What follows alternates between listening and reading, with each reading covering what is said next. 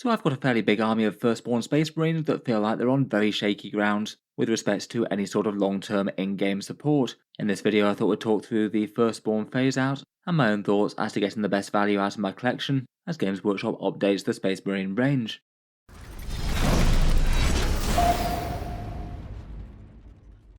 Hello and welcome back to Auspex Tactics, where today I thought I'd touch on a subject that's going to be affecting my Space Marine army and probably the Space Marine armies of quite a lot of people watching as well. I'm going to this one to do a little bit of thinking myself, and maybe a little investigation as to whether it makes more sense to sell off Space Marines early, if it does seem like there's a very good chance they're not going to be supported in the long run, but also all the other use that you could potentially get out of the miniatures, and which one might make more sense for me or you. Let's quickly talk through the major strokes of the Firstborn Phase Out and the Primaris takeover, where it's likely to go in the future, and a few thoughts and investigation on what to do with miniatures that are either already outdated or look like they've got the writing on the wall. Over the past few editions, Games Workshop's Primaris release and essentially the Space Marine range update that they've become, that was all started back in 8th edition, Games Workshop trying to go as slowly and carefully as possible to avoid irritating people too much at any one time. I feel like they'd probably have massive uprisings on their hands if they just deleted all the Firstborn miniatures and tried to replace them with Primaris all at once. So instead they've decided just to go slowly and carefully, first adding in Primaris Marines alongside Firstborn Space Marines, and then gradually updating a few units here and there. It was mainly things like character miniatures during 8th and 9th edition, even having in-universe lore explanations with things like crossing the Rubicon Primaris, something that doesn't really tend to happen for other factions characters when they just get a new sculpt. Even though they did decide to go down new lore for Primaris Marines being somehow a bit bigger and better than the last Space Marines, it does just seem like it's just part of a general slight scale up of the Warhammer 40k range in general. Perhaps some good examples of that could be things like Castellan Crow, the Grey Knights miniature that's clearly in Firstborn style armour, but is more on the Primaris scale, or maybe that Black Templar's Castellan, the one that harks back to 3rd edition box art, again clearly Firstborn styling, but again Primaris scaling. Towards the later half of 9th edition, we actually started to see Space Marine miniatures go away, Games Workshop initially billing it as range rotation, though it basically just meant these miniatures are going away and never coming back besides limited runs. But for the most part of 8th and 9th edition, if you had the models and their rules, you could still basically use them with your codex and your army in game. They mostly didn't really start getting rid of stuff in earnest until 10th. In 10th edition, once they had 2 years worth of Primaris releases, and Primaris had perhaps grown to be the more default Space Marine army for the majority of collectors rather than the Firstborn, they started to cut back on other options. We had a whole bunch of squads replaced one for one, such as the Terminators, the Stern Guard veterans, the Assault Squad for the Jump Intercessors, and a bunch of character choices, those having their Firstborn kits removed, and maybe being a sort of Games Workshop upscaling new models more so than just removals. Otherwise, there were a bunch of things that were replaced by kind of broadly similar units but somewhat adjacent or redesigned, things like land speeders to storm speeders, bike squads to outriders, or attack bikes to ATVs. Generally the same themes, though you might kind of struggle to use the old miniatures as the new a little bit. And then just a whole bunch of things that just got removed without replacement. These ones may be some of the most painful ones. The Hunter and Stalker, the Ironclad Dreadnought, the Thunderfire Cannon, and Scout bikes, maybe not being seen as important enough for Games Workshop to directly update, though not impossible we might see some Primaris things sort of akin to them down the line, I suppose. Also, to add to all that, we also had the Legend of the Horus Heresy thing sending a whole load of Forge World things, the Contemptor Dreadnought, Leviathan Dreadnought, and Relic Terminators, all to Legends for more mainstream 40k. I'm sure that will have had a fair few casualties for some people's collections for the mainstream game, besides playing with Legends rules. That little lot certainly took a heavy toll on my collection from models that were sent to Legends. As my own Space Marine army, that was 3 land speeders, 9 bikers, 2 attack bikes, an Ironclad Dreadnought, a Thunderfire Cannon, and a couple of Contemptor Dreadnoughts, not including the stuff that's got more sort of direct replacements. I feel like perhaps the more directly replaced ones don't feel quite as painful, as you could still use them pretty happily for the newer style models, just maybe with a base update or some more minor and manageable war gear changes if needed. It certainly feels like a level less pain to me, and they do update kits that are a bit dated for other armies as well, of course. That's already been a pretty heavy blow to bear, given I put so much time, effort, and I guess money into all these miniatures, but if anything it has me a little bit apprehensive about the next edition of the game. 11th edition maybe isn't desperately close at the moment, it's probably a bit over 2 years away by Games Workshop's normal calendar of releases right now, but it feels like if they're going with this pattern, I'd expect a similar sort of range rotation of Firstborn and new Primaris kits around that time. I'm not sure if this will be the time where we literally see the purge of every single Firstborn model from the game by the end of the edition, or whether it might just be another medium-sized wave of models being retired or updated, as we've had in 10th. Perhaps one of the things that I was interested in for this video was thinking about what I want to do with my models going forward.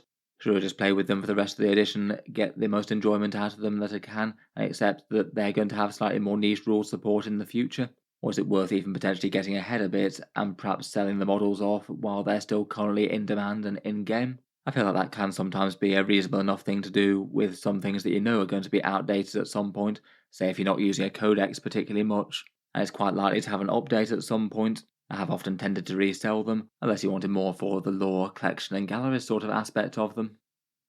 Basically, for my own Space Marine army, besides stuff that's still currently supported, I need to decide what to do with my now Legends models, of which there are plenty of options. I could do with deciding what I want to do with all the models that could potentially be rotated in the future, whether or not it might even be worth getting ahead and selling off some of them while they're still current and in demand.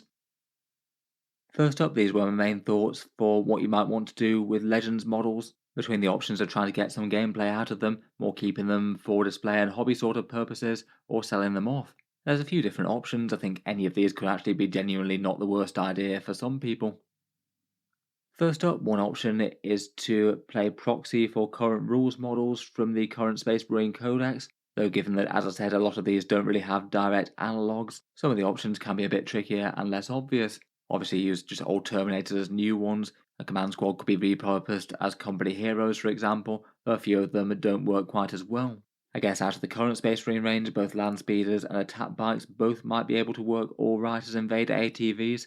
I suddenly feel like land speeders for the most part don't work quite as well as storm speeders. The profile is really quite a lot smaller, though I guess things like the Typhoon might not be the worst stand-in for things like the storm speeder Thunderstrike with some missiles I suppose. You just have to make sure that the profile isn't giving you big advantages in game versus your opponent. It will probably be more for casual games as opposed to tournament play or whatever. All Space Marine bikers do tend to be particularly smaller than Outriders. You likely need to rebase them I guess to keep them rules current. Or I guess in the meantime you might be able to do some conversion to make them work as say Ravenwing Black Knights, though that might be kind of kicking the can down the road on them a bit, as I guess that they might well get an update in 11th edition. Otherwise I guess for Thunderfire cannons, maybe the Fire Strike turret is the nearest thing, though in reality that's quite different as it's direct fire versus indirect. For the Hunters and Stalkers I guess it will be a choice of Firepower Predators or Gladiator tanks of one sort or another. Maybe a Stalker might not be the worst proxy in the world for a Predator Destructor. The Hunter perhaps as a Gladiator Lancer maybe, given it's just one really big scary powerful gun. And I guess the Ironclad may be a regular Dreadnought, could perhaps get away with using it as a Brutalis, but again it is massively smaller than that. Again doesn't really have a particularly good direct one for one there. A lot of this does feel a bit rough and ready. Maybe some of it a bit more workable than others, and you might need to do a bit of explaining to your opponents what counts for what at the start of the game. I'm sure most people will be fairly game for it, if you're just trying to make sure there were no rules advantages being had, and particularly if the miniatures are cool and look good on the table. Otherwise, as is often mentioned by the community, using with Legends rules really is a possibility. Games Workshop have tried to make them a bit more mainstream in 10th edition, stating that they're good to use in anything out of more organised play games. Most units don't generally tend to be overpowered, most people are kind of fine to see them on the table, though both for the people using the units and people playing against, some of them might not be the biggest fans. I must admit, when I'm building army lists and trying to do theory crafting and stuff, I much prefer to do it with things that I could conceivably take to tournaments, and it does seem that Legends are basically retired from that. Plus the whole thing about them being excluded from balance updates means that you might get them gradually either more and more useless in game, or you might occasionally get ones that get randomly overpowered because they haven't been considered for the use in any one codex, and that doesn't really seem like the sort of thing that you should really be gaining advantages for if they just haven't been balanced for competitive in any way. Being sent to Legends is still really not good news in the long term either.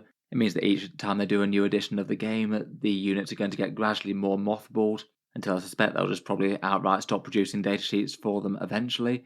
Even with this support that's a bit mediocre already, I can't help but think that they're not going to be guaranteed for the extreme long term. Still though, in more casual games this is definitely a great option. And it's definitely better that Games Workshop do give them some Legends rules, as opposed to just removing them outright with no replacement. Otherwise, as a bit of an adjacent, you can also play other rule sets. You could play older editions of the game, alternative rule sets such as Grimdark Future from one-page rules, or make homebrew rules for the units in 40k, how you think they should be balanced. Again, all of those absolutely can work. It just depends on what your local gaming scene is down with, really. Some groups are really into their previous editions of the game. Some areas have Grimdark Future being a big thing that's on offer much more than others. It depends what you're likely to find opponents for, really. As you can probably tell from this channel, I do quite like following on with new things and updates to 40k. This one's definitely one that's going to be an option for others, more so than me personally. Otherwise, beyond gaming things, I guess you can keep the miniatures for more display, nostalgia, or collecting type purposes. Gaming's only one part of the overall hobby after all. If you put some great hobby effort into an army of Firstborn Space Marines, that's definitely something that has value in its own right, even off the table. If they're looking nice, then being relegated to the display cabinet for a cool classic looking army that doesn't tend to hit the table so much anymore maybe isn't the worst thing in the world. I feel like lots of people have the sort of things that they're more hanging on to for nostalgia or to know that they have the things, as opposed to really expecting them to either get played with or as part of an active army or anything like that. And maybe it's just not really the time to let go of something that you're quite so invested in, as people often tend to be with their collection of models. They're things that people put loads of time, effort, and a lot of creativity and thought into. How important these are factors might depend on the hobby effort you've invested in the miniatures, and just in general how attached you are to them. Is their main value just fun and being put on the table, or are they quite a big deal to you? You've sunk a lot of time and effort into, and have value far over what they'd be worth monetarily. Otherwise, that'll leave the option as to whether or not to try and sell them off and recoup a bit of value. I'm sure for some people out there it might make more sense to just get the money back to be able to invest in other hobby projects out there, or just other things in life these days, given that living's quite expensive at the moment. And you might also gain a few other peripheral things like the space of storage for the miniatures, if that's a particular issue. And personally, I think it's nice enough to know that someone out there will be using the miniatures for something, if you genuinely think that you're not going to get much more use out of them. Almost feels like one of the better ways of recycling, in my opinion. If someone's actually paying you money for them, they can tell it's going to be going to someone who'll value them and get use out of them for some sort of purposes. The selling itself can take a bit of time and effort as well, and it can't be undone once you've gone for it as well. So you do need to be sure that you're not going to regret that later. For this one, I was particularly interested to see how much the value of selling old miniatures seems to have dropped off since things became legends. I thought I'd take a look at the UK eBay resale market for a few of the kits that have gone out of production, although I know there's plenty of other places that you could resell models on if you wanted. I just thought I'd take a look at a few example things, take a look at their original price from Games Workshop, and see what a whole bunch of typical pre-owned miniatures are currently going for on eBay in the UK. These more being things that are more sort of standard hobbyist sort of models, as opposed to the ones that are having loads of extra added value put it on by genuinely good painting. For one example, it looks like land speeders go around about £16 on eBay in the UK from an original Games Workshop sale price of 25. Once you've accounted for postage and eBay fees, might mean that you recoup around about 42% of its value overall. For the Ironclad, the numbers are kind of similar. £37.50 originally from Games Workshop. Looks like it's around about £27 averaged over a bunch of listings. That one averages out to more like 50% of original value, partly being a bit higher on the percentage front due to more expensive things, meaning that postage isn't quite as big a proportion overall. Finally, for attack bikes, they don't seem to be in quite as much demand. £30.30 was the average price I got over a bunch of things, or an original price of £22.50. That's a bit worse at more like 40% of original value. Overall, it does still look like there's some pretty good demand for these out of production kits, even if they don't have current Warhammer 40k rules beyond Legends. Though I thought it might be interesting to compare them to a bunch of units out of the Space Marine army that are still currently on sale, and see how that affected the prices and the amount of value you recoup on average. Just doing that same calculation for the Firestrike servo turret, Invader ATV, and Predator tank, which match the prices at least fairly similar, they come out to recouping around about 50% of value or a little bit more overall. So basically it seems that you've got an extra maybe like 8% more compared with these ones that are currently in sale and have current rules versus the ones whose rules have been sent to Legends. Overall, as maybe you'd expect, you may be a little bit less likely to get quite as much money for the models that don't have current rules, but the difference isn't absolutely enormous really. Something like around about 5 to 10% could add up to a fair amount over a really big Warhammer army, but on any one model it seems not to be huge.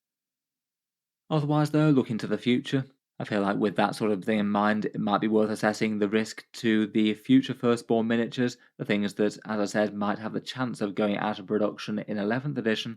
Obviously, we really don't know what Games Workshop are going to do in the future. We've seen the patterns that they've done so far with their Primaris update, though we haven't got the full story yet, and they certainly could surprise us. But these are just a few thoughts on each of the units that I talked about in previous videos. Tactical Marines and Devastators, I'm genuinely unsure. Tactical Marines are fairly akin to Intercessors and Devastators to Desolation Squads, though neither is an exact match. I'm really not 100% sure if we might see something like Primaris Tactical Marines alongside Intercessors, or Devastators alongside Desolation Squads, or whether or not these will just eventually go away and it'll just be those other Primaris equivalents. Assault Terminators and Vanguard Veterans seem more likely to get a Primaris scale release at some point. Centurions I'm genuinely uncertain on.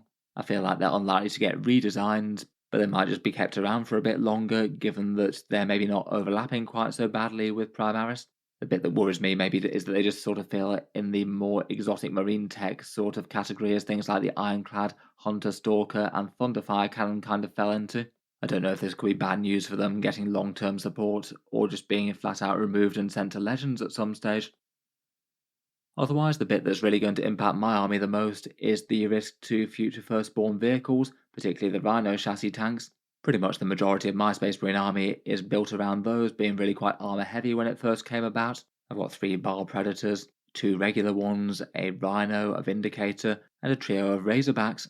Going through these quickly, and the standard Firstborn Dreadnought seems near guaranteed just to disappear at some point. It is basically eclipsed by the Redemptor now. At some point I guess we might see some sort of Redemptor chassis, Venerable, or Siege pattern Dreadnought at some stage, though it does seem that in current 40k the age of the more standard Castaferum Dreadnought is drawing to a close. The Predator tanks I'm really not optimistic about. They've already got their Primaris analogue in the Gladiator.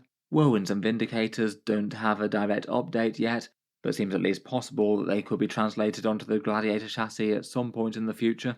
The Razorback kind of feels like it's been updated by the Impulsor. The Rhino I'm really not too sure about though. Depends on whether they're counting it iconic enough to just keep around and have an updated model for at some stage, or whether they would just want to go full on hover tank chassis for all the Space Marines and phase out everything with tracks pretty much. The Stormflyers, I'd guess, might persist a bit longer, given that it's not really clear whether they're Primaris or Firstborn. They're just operating on a different sort of level to the rest. I'd hope they might just kind of just get kept around and just not paid too much attention to as a result. Whereas I feel like things like Land Raiders and Drop Pods maybe feel a bit more on the safe side for the long term. I feel like both of those are so iconic to Space Marines that Games Workshop aren't going to phase them out. Maybe an updated model at some point, though I'd say the need isn't urgent. Otherwise, I'm not going to go too crazily into the Divergent chapters, but again, I feel like it's genuinely a turn off to collecting things like Blood Angels and Space Wolves at the moment, where we basically know that they are going to have a big Primaris update at some point, and that's going to mean there's a lot of their core kits are either removed, and maybe some might just go away without replacement. Feels like there might be a little bit of both there. Again, I'm not too optimistic about things like the Baal Predator or the Firstborn style Dreadnoughts for the Blood Angels. Those things, as with the rest of the Firstborn, I really wouldn't be too surprised if they get removed at some stage. But more things like Death Company or the Sanguinary Guard seem quite likely for new Sculpt Primaris updates at some stage. Otherwise, most of the Space Wolf range will be looking to go to Primaris at some point, as with Death Watch if they indeed decide to support them properly. Dark Angels, I suspect, will be a Raven Wing release next edition. I guess we'd see some Black Knights at the very least, maybe some sort of support for a fancy Land Speeder or Storm Speeder. Plus there's just a ton of characters as well, and the Firstborn Crusader squad for the Black Templars I guess might just be outright removed.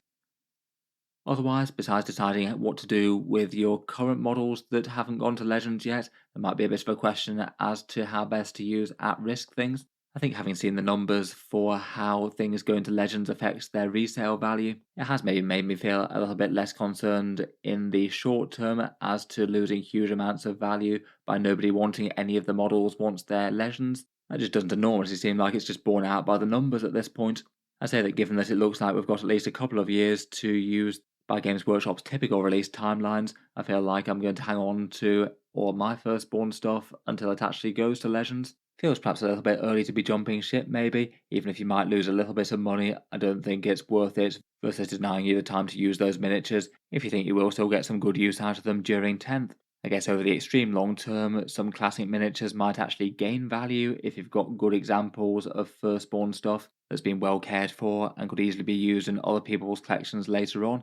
And in the meantime, I think I'm probably going to hang on to my stuff that already has gone Legends as well, probably keeping for display and nostalgia type purposes. And in the meantime, certainly could play the odd game casually with more Legends rules for them, even if I suspect that in reality I don't think my land speeders and things will be hitting the table anytime particularly soon. Obviously, it's a pretty sucky situation to be in for anyone who has invested a good amount of time and effort into firstborn armies over the years. It will be a whole load of people out there. Though at this point, it does feel like the writing's been on the wall for quite a long time on that front, even if it might be this edition and the next edition when things really start to come to a head. In any case, though, let me know your thoughts on the whole thing. Look forward to hearing your ideas down in the comments below. If you're a Space Marine collector with current Firstborn models or ones that have been sent to Legends, how have you dealt with the whole thing? Are they still getting game time? Are the miniatures still languishing in a lesser used box, part of a nice gaming display, or long since sold? Look forward to hearing your guys' take on it down in the comments. If you've enjoyed the video, then feel free to subscribe to Auspex Tactics. I'll certainly be keeping talking Warhammer 40k things going forward, and I do tend to have new videos out just about every day. Finally, if you have been enjoying all the videos on the channel, I would just like to mention that Auspex Tactics does have a Patreon page as well, and you can find that linked in the video description down below. Channel patrons do get a fair few advantages, seeing certain videos early, regular votes to see what sort of things happen next on the channel, and automatic entry into the regular prize giveaways with the chance to win some big model kits each month. If any of that sounds good to you, or you'd just like to help support, the link is down in the video description. In any case, a massive thank you for listening, and I'll hope to see you guys next time.